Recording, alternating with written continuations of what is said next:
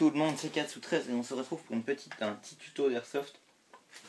Donc c'est comment mettre une batterie de ce type là, donc double stick, dans une crosse Voltor. Donc c'est pas une crosse crâne, donc crosse crâne normalement on peut bêtement rentrer les sticks comme ça, mais là on voit que ça c'est fermé ici. De l'autre côté les fils ne passeraient pas, donc c'est pas possible de cette manière là. Donc je vais vous expliquer comment on fait. Donc ma connectique elle est à l'arrière parce qu'à l'avant il n'y a rien, enfin on peut pas, c'est le garde-main et il n'y aurait pas la place. Donc on fait comme ça, on enlève la crosse, hop. Donc pour enlever la crosse vous tirez là-dessus, on enlève. Donc là après on va avoir deux vis ici comme ceci. Bon là elle est refermée sur elle-même, mais voilà. Donc c'était pour pas les perdre. Donc vous enlevez ces vis. Donc après, comme si vous vouliez déplier la crosse, vous tirez de chaque côté. Donc il y a ces deux parties là qui vont s'enlever. Voilà. Après, on va avoir le trou ici et là. Donc on va rentrer un stick de chaque côté. C'est assez compliqué, donc ma première tentative était légèrement foirée, mais celle-ci j'ai l'air de mieux me débrouiller. Je veux pas dire de conneries avant que j'y sois arrivé, ce qui est assez mal parti. Donc voilà, donc là ouais c'est assez compliqué, ça prend un peu de temps, mais au moins comme ça après vous avez pas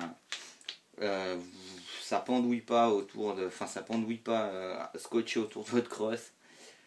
Donc voilà. Donc après vous remettez les parties, chaque partie où elles étaient au départ. Donc là hop,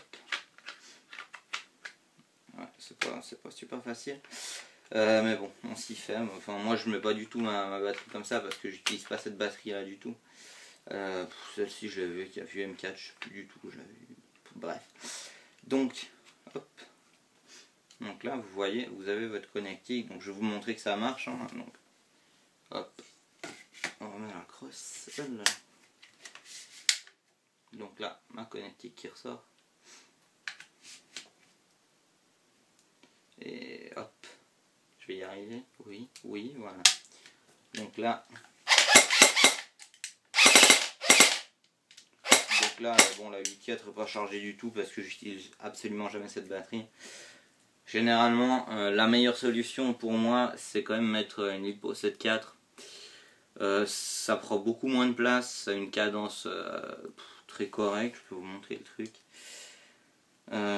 Même pour des AEG pas monstre upgradés, donc celle-là elle est d'origine pour le moment. Ça donne cette cadence là. Et une réactivité très correcte à mon goût. Et donc ça rentre parfaitement dans le tube cross, il n'y a rien besoin de démonter ou quoi que ce soit. Donc pour moi de ce côté là, chose que je vous conseille de faire gaffe avec les LiPo, c'est bien prendre une 7.4 et pas une 11.1, parce qu'une 11.1 avec la cadence que je vais vous montrer là, vous allez bêtement complètement griller votre gearbox. Voilà, donc ça sert à rien, ça lime les dents.